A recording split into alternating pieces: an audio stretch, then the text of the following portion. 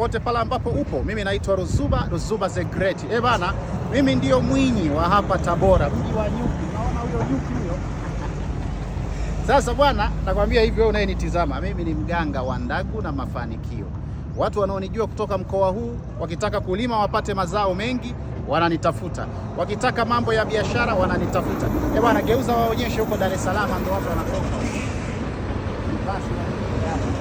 Bwana, hapa panaitwa Tabora na mfalme ni mmoja tu, anaitwa Ruzuba the Great.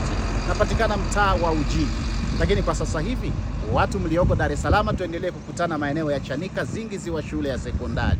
Ukifika hapo uliza tu kwa mganga wa matajiri, unakuja kuniona mimi Ruzuba.